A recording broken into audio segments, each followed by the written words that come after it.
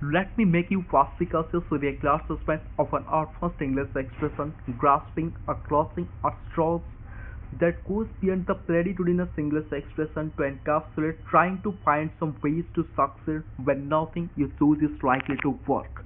It also refers to trying to improve a difficult or unsatisfactory situation even if it has little chance of success.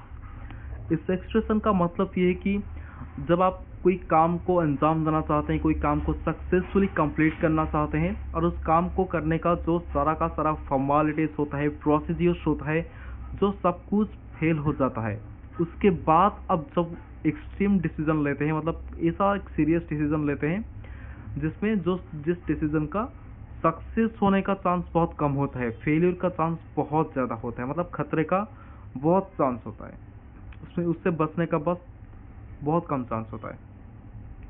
तो उस situation को express करने के लिए आप इस एक्सप्रेशन का यूज कर सकते हैं, ग्रास्पिंग एट स्ट्रॉस और क्लॉचिंग एट स्ट्रॉस। आप लोग शिवाजी द फर्स्ट मूवी में देखे होंगे, जो रजनीकांत ने अपने जो खुद का यूनिवर्सिटी ओपन करना चाहते थे, जिस यूनिवर्सिटी के थ्रू वो गरीब बच्चों का मदद करना चाहते थे, उन्हें फ्री एजुकेशन प्रोवाइड करके, तो उन्हें जो विलेन होता था वो उनके रास्ते में एक ऑब्स्टैकल था। वो तो रजनीकांत तो सारा का सारा लीगल प्रोसीड्यूर्स फॉर्मेलिटी सब कुछ पूरा कर चुके थे, लेकिन उसके बावजूद भी विलेन उन्हें पॉलिटिकल प्रेशर करके उन्हें रोकता था। तो जब रजनीकांत फेल हो गए, उसके बाद जो उन्होंने जो रास्ता चुना, जो मतलब उस विलेन को उसी के तरीके से समझाने का, तो उस सिचुएशन को एक्सप्रेस करने के लिए आप इस एक्सप्रेशन का इस्तेमाल कर सकते हैं, ग्रास्पिंग एट स्ट्रॉस। आप कह सकते हैं कि Rajnikant had to grasp at straws to get the ball rolling with his own frantistry. इसका ये भी मतलब है कि trying to improve a difficult or unsatisfactory situation even if it has little chance of success. जब आप कोई ऐसा सिचुएशन को इम्प्रूव करना चाहते हैं, उसे अच्छा बनाना चाहते हैं, बहुत खराब सिचुएशन को डेवलप करना चाहते हैं जिसको करना नामुमकिन है, लेकिन फिर भी आप जुटे रहते हैं, फिर भी कोशिश करते रहते हैं उसको इम्प्रूव करने के लिए, तो आप कह सकते हैं I am having to grasp at straws to transmogrify this omnisemblic juncture. So let's get the hang of some examples. By and large, the Rastakiyus grasp at straws to carry up the farm.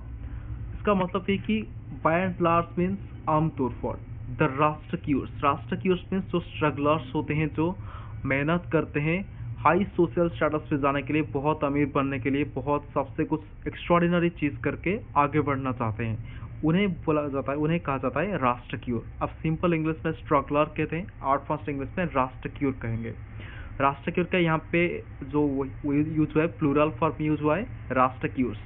Bye and large the राष्ट्रक्यूर्स grasp at straws, वो बहुत serious decision लेते हैं, सबसे कुछ अलग करके कुछ ना कुछ रास्ता ढूंढते हैं उन सक्सेस होने के लिए। To carry up the palm means to succeed और टू बिकम सक्सेसफुल। सक्सेस होने के लिए वो जो रास्ता चुनते हैं, जो मेहनत करते हैं, आमतौर पर जो ऐसे स्ट्रगलर होते हैं, वो दे ग्रास्प एट स्ट्रॉस, मतलब कोई ऐसा रास्ता चुनते हैं जो जिसमें खतरा बहुत ज़्यादा होता है, तो ऐसा करके वो सक्सेस होना चाहते हैं। बाय एंड लार्ज द राष्ट्रक्यूर्स grasp at straws to carry up the farm, क्योंकि जो स्ट्रगलर होते हैं उन्हें तो जो वो हमेशा सबसे कुछ अलग करना चाहते हैं, तो सोसाइटी में हमारे जो एवरेज माइंडेड के लोग होते हैं वो उन्हें क्रिटिसाइज करते हैं, हमेशा उन्हें बोलते हैं कि नॉर्मल चीज़ ढूंढो, जैसे नौकरी करो, सेटल हो जाओ, लेकिन वो चाहते हैं कि कुछ अलग करके, वो हमेशा वो मतलब कुछ सबसे कुछ अलग करना चाहते हैं, तो उन्हें जो क्रिटिसाइज करते हैं, फिर भी वो जो स्ट्रगलर होते हैं उनका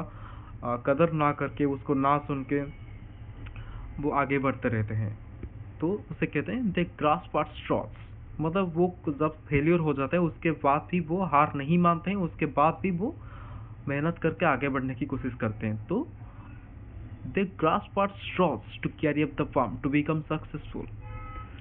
The next example is, if I had not lost at straws, I'd have been delinquent in betting the living lights out of my discount announcers. If I had not lost at straws, अगर मैं कोई अलग रास्ता नहीं चुनता, मैं कोई ना कोई रास्ता नहीं चुनता इस सक्सेस होने के लिए, I'd have been delinquent in means नाकामयाब रहना, beating the living lights out of someone means किसी को हराना, to beat someone or to defeat someone, my discount and answers, तो मेरे जो ओपोनेंट्स हैं, जो मेरे क्रिटिसाइजर्स हैं, और एक एडवांस्ड इंग्लिश में आप इस वर्ड का यूज़ कर सकते हैं डिस्काउंटेड आंसर। जो आपके ओपोनेंट्स कहते हैं विरोधी होते हैं उन्हें आप कह सकते हैं डिस्काउंटेड आंसर। अगर मैं कुछ ऐसा ना करता, सबसे कुछ अलग ना करता, अगर मैं कोई रास्ता ना चुनता सक्सेस होने के लिए, I would have been delinquent in beating the living delights out of my discounted answers. तो मेरे ओपोनेंट्स को हराने में मैं नाकामयाब रहता। I would have been delinquent, मैं नाकामयाब रहता in beating the living delights out of my discounted answers. मेरे जो क्रिटिसाइजर्स हैं, मेरे ओपोनेंट्स हैं, उन्हें मैं हराने में नाकामयाब रहता। Then, just as I was a lunch-free shadow, I used to clutch at straws to barely make ends meet. Just as means when, मतलब जब। आप सिंपल इंग्लिश में when का इस्तेमाल करते हैं, यूज़ करते हैं, और फर्स्ट इंग्लिश में just as कह सकते हैं। I was a lunch-free shadow, जब मैं गरीब था। lunch-free shadow means एक ऐसा इंसान जिसके पास कोई पैसा नहीं है, उसे कह सकते हैं lunch-free shadow। Just as I was a lunch-free shadow, I used to clutch at straws।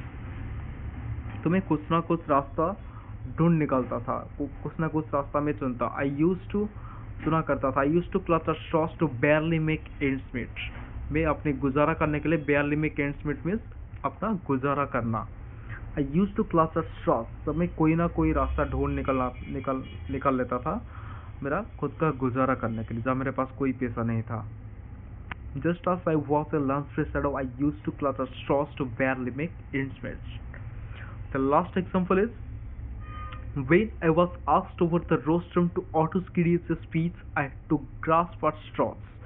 When I was asked over means when I was invited the rostrum, जब मुझे मंच पे बुलाया गया, मुझे इनवाइट किया गया, मुझे स्टेज पर बुलाया गया टू ऑटोस्किडियस मीन्स मतलब बिना प्रिपरेशन के कुछ ना कुछ तैयार करना, उसे कहते हैं ऑटोस्किडियस। तो आप इम्प्रॉम्प्टू कहते हैं, एक्सटेम्पोर जिसे कहते हैं, उसे फॉर्म में कहा जाता है ऑटोस्किडियस स्पीच। जब आप मतलब कोई टॉपिक जब आपको दिया जाता है तुरंत बोलने के लिए, आप पहले से प्रिपेयर नहीं होते हैं, तो आपको तुरंत बोलना पड़ता है, उसके लिए आप यूज़ कर सकते हैं ऑटोस्किडियस स्पीच। मतलब पहले से प्रिपेयर ना होके अभी तुरंत बोलना, उसे कहते हैं ऑटोस्किडियस। I had to grasp at straws, तो मैं कुछ ना कुछ करके स्पीच दिया था।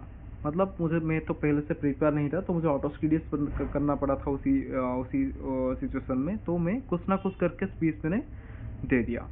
आई had to grasp at straws when I was asked over the rostrum to autoschediastic speech, I had to grasp at straws. So that's all for today. Of secreting you to be fast figures with a short first English expression, grasping and clutching at straws to grasp it yourself. Thank you.